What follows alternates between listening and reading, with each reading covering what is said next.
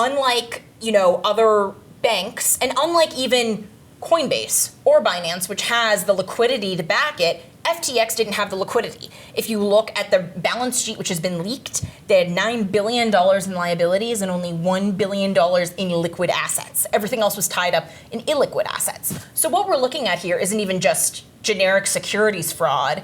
It's possible that, under US regulation, this could be considered embezzlement of a certain kind, because what Sam Bankman-Fried was essentially doing is taking customer funds, not reserving them in the exchange as he promised he would, giving them to Alameda Capital to trade to try and boost the price of this FTT coin. So it sounds like what he was doing was already illegal. And if so, do we need new regulations for already illegal activity? So that is a great question, and here's why. I looked into it because I was wondering if FTX was beholden to the same rules of regular banking, what would their current reserve requirement be under Federal Reserve policy? Guess what it is right now for generic banks, for when you deposit your money in your Chase account or I don't know. 0. Since the start of COVID, the Federal Reserve requirements for traditional commercial banks has been 0, which means that even if this had been regulated as such, they wouldn't need to keep any liquidity on hand.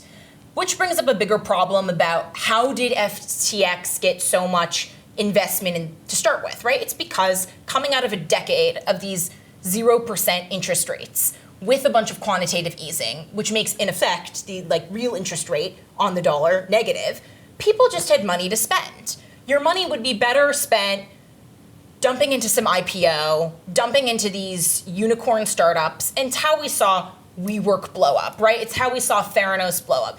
People with too much money searching for unlimited growth, thinking that they found the next big thing.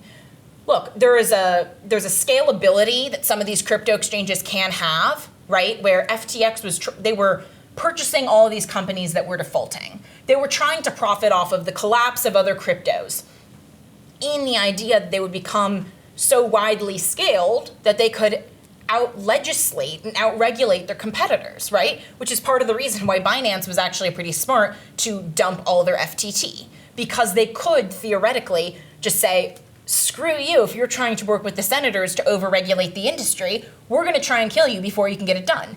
And that's probably what happened. If you talk to those senators who are working with Sam Bankman-Fried, they're admitting that their crypto regulation legislation is pretty much dead. Where I would start, if I were in the Senate, is just say, what if they could just follow the same basic FDIC rules that every other bank follows, that Robinhood follows when you trade regular stocks, that E-Trade follows, that if you use home Barclays trading, you follow.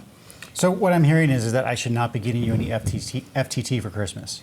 No.